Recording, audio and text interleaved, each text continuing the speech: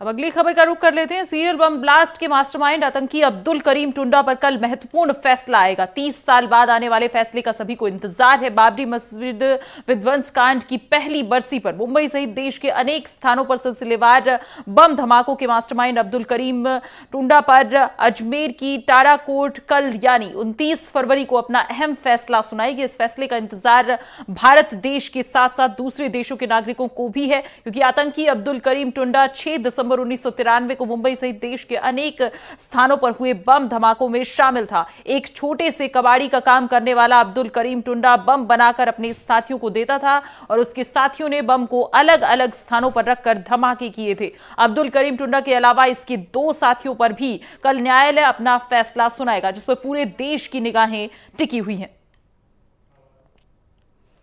तो 1993 के सिलसिलेवार बम धमाकों का मुख्य आरोपी आतंकी अब्दुल करीम टुंडा पर कल फैसला आने वाला है। मास्टरमाइंड था यह आतंकी सीरियल बम ब्लास्ट का, और इस फैसले का न सिर्फ भारत को बल्कि दूसरे देशों के नागरिकों को भी इंतजार है। सिलसिलेवार बम धमाके और 30 साल बाद आने वाले ऐतिहासिक फैसले का सभी को इंतजार। और इस खबर पर ज्यादा जानकारी लिए पवन अटकारिया हमारे संवाददाता हमारे साथ जुड़ गए हैं। पवन, आपसे जानना चाहूंगी कि क्या कहेंगे, कितना बड़ा फैसला और क्या कुछ अहम इस फैसले में हमें देखने को मिल सकता है? सभी को इंतजार है।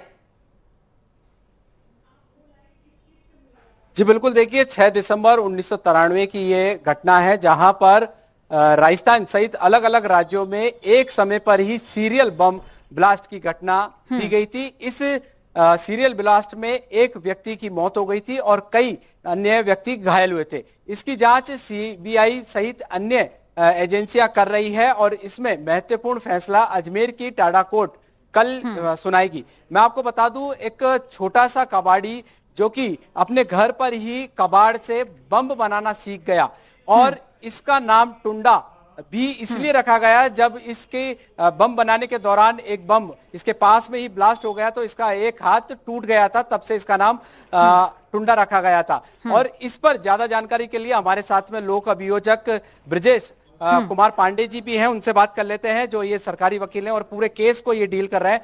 ब्रजेश जी, कल किस तरीके का फैसला हो सकता है? क्या आप लोगों की तरफ से तैयारी है? क्योंकि एक व्यक्ति की मौत हुई थी, कई अन्य घायल हैं और पूरे देश की निगाहें इस पर टिकी है। इस पर विचारण जारी रहा था और पूर्व में भी अभियुक्तों पर जो है उनको सजा हुई है, और कल जो फैसला था वो न्यायालय जाने, लेकिन अपनी तरफ से अच्छी पैरवी रही है सबकी तरफ से और पुरजोर कोशिश रही कि इनको सजा हो। प्रकरण क्या था ये पूरा? ये जो बाबरी मस्जिद ढही थी, उस समय जो विध्वंस हुआ था बाबरी मस्जिद पे, तो उसकी बरसी के तौर पर इन्होंने 1 साल बाद 6 दिसंबर 2093 को पूरे देश में विदेश में आतंक फैलाने के हिसाब से इन्होंने एक षड्यंत्र रचा था, जिसमें महत्वपूर्ण जो ट्रेनें हैं, राजधानी एक्सप्रेस है और प्रसिद्ध ट्रेनों में बम धमाके किए थे। उन बम धमाकों के कारण कई घायल भी हुए थे, मृत्यु भी हुई थी। तो इस कारण से इन्होंने ये जो है ना धमाके किए कि वो 1 साल की जो बरसी है उस पर देश भर में आतंक फैलाया जा सके। वकील साहब, ये भी बताया जा रहा है इसमें कोई पूर्व में 16 आरोपी भी थे जो अभी न्यायिक अभिरक्षा में टुंडा के जो करीबी थे, जो पूरी गैंग ये चलती थी आतंकी संगठन। इन्होंने पूरा षड्यंत्र रखा था। जो इसमें पूर्व में जो जली संसारी था, जिसको पहले ही सजा हो चुकी है, उसके साथ में और भी अभियुक्त थे, कुल मिला के टोटल 16 को इन्होंने सजा हो चुकी है, बाकी कुछ उसमें बरी हुए थे। और बाकी ये जो स्कॉन्डर थे इनको बाद में पकड़ा, इनकी ट्रायल चली और लगातार चली और उस ट्रायल के बाद कल निर्णय किए।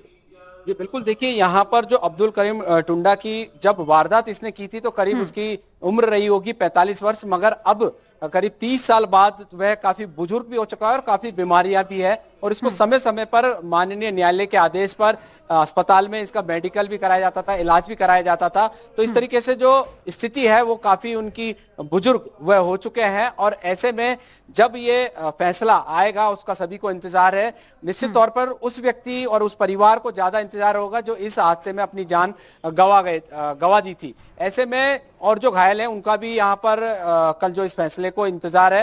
हालांकि जो सीबीआई है उनकी तरफ से भी वकील इसकी पैरवी करेंगे, और जो लोक अभियोजक है ब्रजेश कुमार पांडे जी, वो भी यहाँ पर कल जो डेथ हुई थी, जो घायल थे, जो सरकार है उनकी तरफ से पैरवी करेंगे। और इनका ये रुख रहने वाला है कि ये चाहते हैं कि जो 3 आरोपी हैं, अब्दुल करीम टुंडा, हबीबुर रहमान और एक इरफान नाम के जो 3 अभियुक्त हैं, इनको कड़ी से कड़ी सजा यहां पर दी जाए।